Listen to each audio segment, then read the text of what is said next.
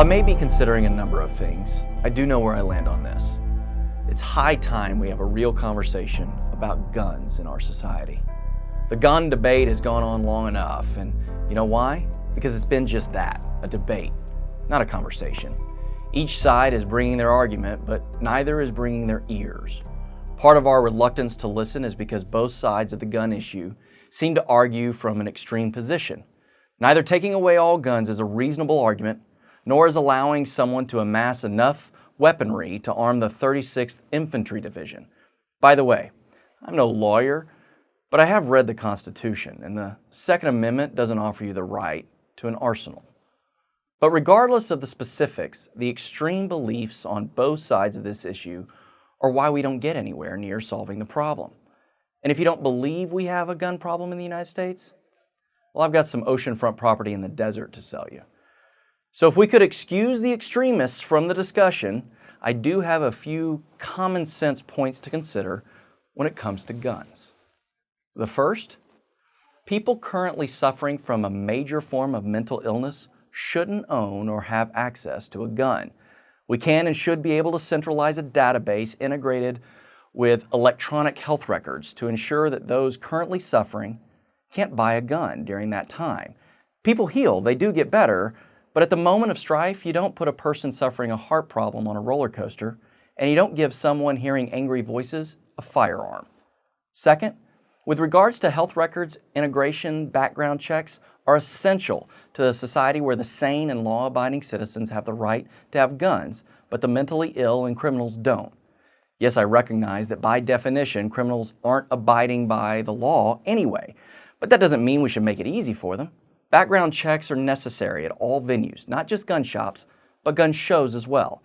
We carry around computers and data processors in our pockets, so don't tell me we can't find a way to perform instantaneous background checks at a gun show. If they have Wi-Fi on the International Space Station, we can find a way to run a background check at the county flea market. But in the absence of background checks, maybe a few days to wait isn't the worst idea either. Rage is real, and if you must have a gun today, I'm kind of wondering why. In an immediate fear for your life, call the police. And third, we must keep guns out of the hands of children who aren't mature enough to process emotions or cope with their own internal issues. Kids are just that. They're kids. I don't care that they have access to unlimited information at the push of a button. Maturity is the same today as it was 1,000 years ago. And guess what? Kids don't have it yet. That's why we don't let them drink or perform open heart surgery. Growing up, we had guns in our house, but I also had a dad who taught me and my brothers respect for those guns. However, just in case we were stupid, he protected us by not allowing easy access to those guns. Parents must be responsible for their kids, and in the absence of being responsible, when raising them, you should be liable for them. I'm done turning on the news and hearing about school shootings. And I'm done hearing politicians offering up only their thoughts and prayers, but not their actions or common sense.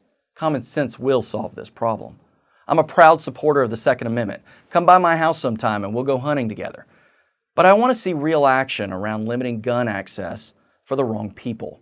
I also want to maintain the ability that if a bad guy comes into my house with the intent of doing harm to me and my family, I'm going to put 3 rounds center mass. When it comes to having a conversation surrounding guns, it shouldn't be an all or nothing debate. That's what keeps us from coming together on this. We don't get anywhere by fast forwarding to the end. We have to take one reasonable step at a time. There's almost always common ground on an issue, and if you can't seem to find any here, perhaps we just shouldn't invite you to the conversation. Finding myself somewhere in the middle, I'm Seth Denson.